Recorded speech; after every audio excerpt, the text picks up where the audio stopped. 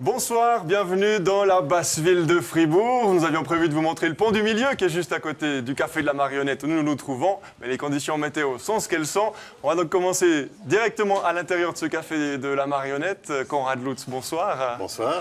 Alors on est dans un lieu assez magique, petit théâtre au cœur de la vieille ville de Fribourg. En dessous de nous il y a un musée, le musée de la Marionnette, Tout à fait. Musée suisse. Ici, il y a des représentations de marionnettes assez régulièrement. Musée qui est ouvert sur demande et le week-end. Comme ça, on aura fait planter le décor.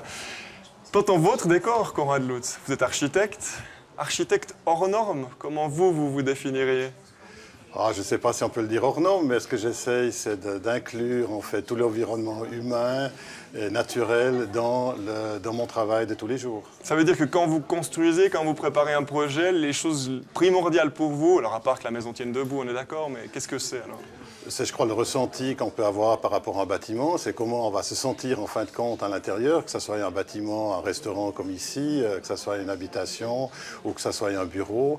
J'entends, nous humains, nous avons chaque fois une action, réaction par rapport au bâtiment et on essaye d'optimiser ce côté-là. Bon, vous avez été primé au début de l'année, une sorte d'Oscar de l'énergie en Suisse. Tout à fait.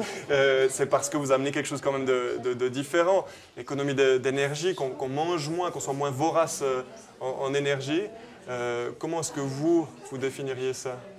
Oui, c'est clair qu'on a à peu près 40% de la consommation énergétique en Suisse, c'est le bâtiment. Et j'entends là, on peut faire de grands efforts pour améliorer, respectivement pour diminuer la consommation énergétique, que ce soit dans des bâtiments neufs où on peut aller très très loin, et aussi dans la rénovation. Alors ce côté un peu architecte vert, étiquette qu'on peut vous coller, vous avez commencé il y a 30 ans avec ça. Comment vous regardez il y a 30 ans? Qu'est-ce qu'on vous disait? Alors c'est vrai que la première maison à très faible consommation d'énergie, on nous traitait un peu de fou, le client et moi-même. Le seul qui était content, évidemment, c'était le vendeur d'isolation thermique. Tous les autres nous disaient que ça allait être un thermos, qu'on va mal se sentir dans le bâtiment, etc. Et je crois que l'histoire nous a donné raison. On voit qu'aujourd'hui, on isole très très bien des bâtiments et on s'y sent très très bien. Alors, vous avez une histoire familiale fascinante. Je vous propose qu'on découvre, qu'on fasse mieux connaissance avec vous, cette vocation d'architecte et tout ce qui précède, votre jeunesse et notamment vos grands-parents. Je vous propose de regarder ce portrait qui est signé Hugues Buchard et Florence Hugui. On peut presque dire qu'il est tombé dedans quand il était petit. Sa première maison, Konrad Lutz l'a construite alors qu'il avait à peine 11 ans. C'était dans le jardin de ses grands-parents en Italie. J'ai fait beaucoup de cabanes, surtout à Trieste, là-bas au bord de la mer. Et puis après, j'avais des parents qui étaient aussi généreux dans le sens qu'ils nous laissaient faire. Alors, au jardin, à la maison, ils disent si tu veux faire une cabane, ben, tu peux la faire, là, aucun problème, quoi. Alors c'est vrai que là, ils nous ont laissé pas mal de liberté. Le jeune Konrad grandit dans une famille qui lui transmet le goût de l'engagement et le respect de la nature, avec un grand-père capitaine au long cours et farouche antifasciste, et une grand-mère à la tête d'une pension bio. Moi, j'ai connu ma grand-mère quand j'étais petit. Elle est décédée, j'avais peut-être 12-13 ans ou quelque chose comme ça. Toujours à pieds nus, été, hiver, dans le jardin. Alors, on courait derrière en essayant de faire la même chose. Alors ça, c'est le livre de voyage de mon grand-père quand il a payé ses galons dans la marine autrichienne. Il faut bien voir qu'on est en 1892. 93, et puis il a fait cet album, il a fait coller les photos, acheter des photos à gauche, à droite, et ces photos, 100 ans après, elles sont encore là, elles sont magnifiques. Alors c'est vrai que c'est une pièce de collection avec son poids physique, mais aussi mental, qui est très fort. Je trouve qu'il y a vraiment des liens comme ça qui font que c'est pas par hasard que tu as suivi cette trajectoire, et puis que tu es sensible aussi aux produits de la nature, l'alimentation. On n'y peut rien qu'on vit ça, parce que c'est pas dans ce sens-là. C'est ce qu'on reçoit dans la corbeille quand on est. Et puis, c'est un peu comme si c'était une toile de fond, tu vois. Voilà, exactement. On voit passer comme ça, et puis tu te dis, oui, là, je retrouve Konrad. Depuis, Konrad Lutz réinvente une architecture à échelle humaine. Du coup, ses clients deviennent souvent ses amis. Alors, il est arrivé en sandales, mais sans chaussettes en l'air. Et tout de suite, il les a enlevés et puis il a marché pieds nus sur le terrain. J'ai dit, c'est un vrai colo. Et ensuite, il a joué avec les enfants dans le pré. C'était un pré un peu... un pré où il y avait des moutons juste à côté. Puis là, il a joué avec les enfants. Et puis, ça nous a tout de suite plu, ce contact qu'il pouvait y avoir comme ça avec le terrain, quoi. Une philosophie qu'il a adaptée à ses propres bureaux. Aujourd'hui, plusieurs entreprises cohabitent à Givisiez. Une vision sociale de l'écologie.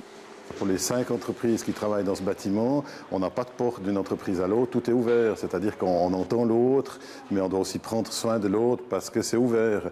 Et je trouve que ça crée un dynamisme de respect de l'un envers l'autre qui fonctionne très bien, même qu'au départ, il y a eu pas mal de gens qui étaient assez sceptiques. Je crois que le résultat ici, il est parlant parce que chaque visiteur qui vient voir ce bâtiment, chacun se dit « Tiens, là-dedans, je me sens bien, je pourrais venir travailler demain ».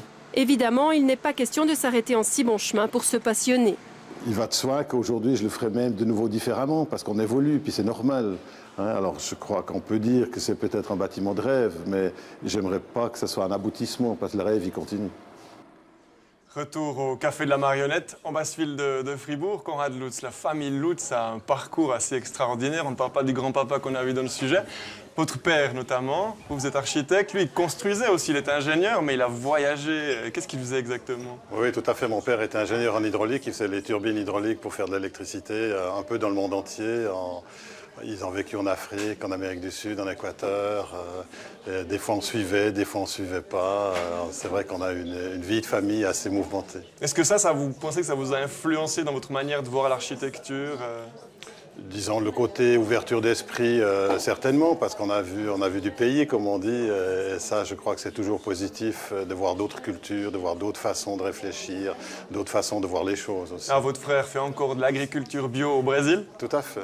On est vraiment dans le bio, dans l'économie d'énergie, dans l'environnement. Vous, ça a commencé assez tôt. Vous étiez à la tête de l'Office des 1000 métiers. Vous pouvez me raconter ce que c'est, ça? L'Officina dei Mille Mestieri, oui, c'était l'atelier de mon grand-père en Italie que j'ai beaucoup utilisé comme gamin. C'était l'officine des 1000 métiers, comme vous venez de dire, où en fait, on avait à disposition, mon frère et moi, un établi de, je crois que 5 ou 6 mètres avec vue sur la mer, avec des très vieux outils du début du siècle qui marchaient pas très bien, mais j'ai passé des heures et des heures là-bas à bricoler des bateaux, réparer des machines, etc. Selon enquête approfondie, vous alliez à Trieste en 2 chevaux. Est-ce que c'est très écolo, tout ça? Écoutez, pour l'époque, c'était écolo. C'était quand même la fin des années 70. Alors évidemment, aujourd'hui, on dit que c'est plus être très écolo, mais pour l'époque, c'était pas mal, quoi. Alors, revenons à la construction, à votre façon de voir l'architecture. C'est bon aujourd'hui, dans le politique, on parle développement durable, les idées sont passées, on n'avait plus besoin de lutter, non? Ça serait trop beau si ça serait le cas, parce que je crois qu'il a quand même encore des freins. L'humain, en général, il a un peu de la peine à sortir des sentiers battus parce que tout le monde fait différemment. Et de dire, tiens, on pourrait voir un autre chemin, une autre voie pour construire, c'est pas toujours évident. Et je crois que ce qui nous est important, c'est de montrer ça aux futurs constructeurs, aux futurs clients, de dire, tiens, il a une autre voie qui est possible. C'est quoi les messages principaux que vous essayez de faire passer aux clients? Par exemple, qui vient vous dire ça va me coûter plus cher.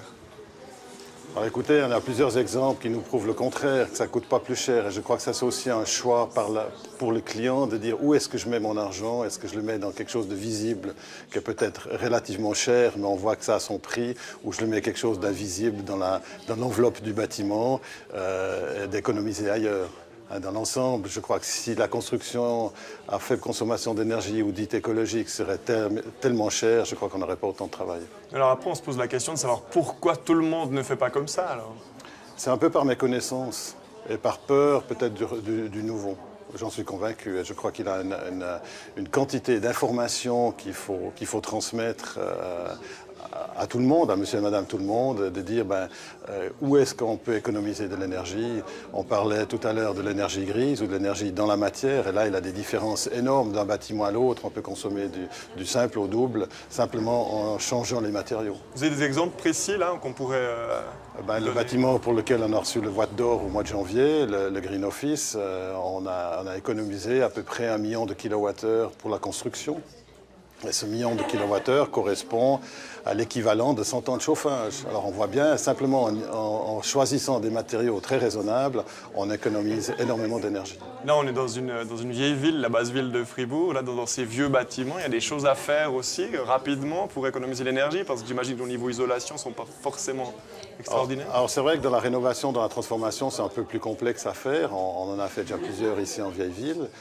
Mais c'est tout à fait faisable, et c'est aussi faisable de prendre des matériaux qui sont, je dis, intelligents par rapport à leur consommation d'énergie lors de la fabrication. On ne doit pas se faire que des amis, non, quand on arrive avec ce discours un peu différent au sein de l'architecture. Vous avez des gens qui s'opposent à vous, vraiment, concrètement? Non, non, je n'ai pas des gens qui s'opposent à nous.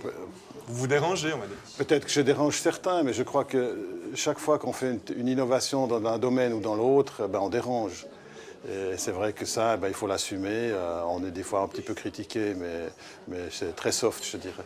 Et on vous dit, ouais, l'écolo, vas-y, laisse-nous avec tes discours. Ouais, peut-être un petit peu, mais je dirais relativement peu quand même. Et de moins en moins, quand même, j'imagine. Tout à fait, de moins en moins. Ah oui, ça c'est clair.